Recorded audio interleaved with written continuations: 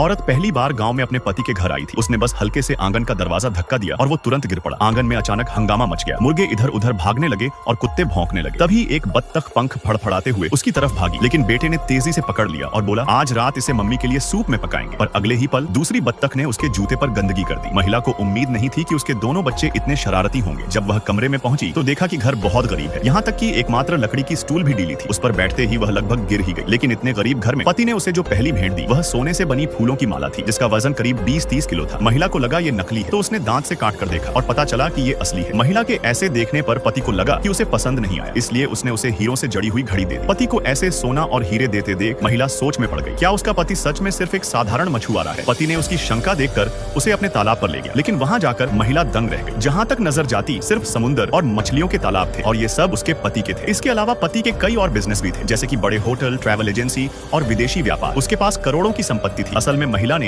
एक पिछला जन्म भी जिया था। पिछली जिंदगी में उसने जुआ खेलने वाले राजीव नाम के आदमी से शादी की थी। उसने मेहनत करके राजीव ग्रुप खड़ा किया, लेकिन ग्रुप की ओपनिंग के दिन उसकी बहन ने उसके पेट में छुरा घोंप दिया। मरते वक्त महिला ने भी बहन को कैंची मार दी और दोनों वहीं गिर पड़ी। लेकिन जब उसने दोबारा आंखें खोली तो खुद को 20 साल पहले पाया। उस दिन उसकी माँ ने दोनों बहनों को शादी के लिए लड़कों के नाम वाले कार्ड दिए थे। इस बार बहन ने जल्दी से राजीव का नाम चुन लिया और गाँव में रहने वाले मछली बेचने वाले आदमी को, जिसके 2 बच्चे थे, उसे दे दिया। महिला को यह देखकर समझ आ गया कि उसकी बहन भी पिछले जन्म से सब याद रखती है। उसने बहन को समझाया, राजीव के घर मत जाना, वहाँ अच्छा नहीं होगा। लेकिन बहन ने उसकी बात पर विश्वास नहीं किया और उसे जोर से थप्पड़ मारते हुए कहा, तुम मुझे धोखा दे रही हो ताकि मैं यह रिश्ता छोड़ दूं। महिला ने सोचा, अगर बहन खुद आग में कूदना चाहती है तो उसे कूदने दे। इसीलिए उसने भी बिना बहस किए शादी के लिए हाँ कर दी। वह अपना सामान लेकर गाँव पहुंची, जहाँ पति के बच्चे बैलगाड़ी से उसे घर ले आए। घर बहुत गरीब था, लेकिन साफ सुथरा था। दोनों बच्चे बहुत खुश थे और उसे प्यार से बातें करने लगे। तभी उसका पति घर आया। पति को देखते ही महिला उसे देखती रह गई। वह बहुत ही हैंडसम था। कहानी का अंत जानने के लिए पार्ट 2 देखें।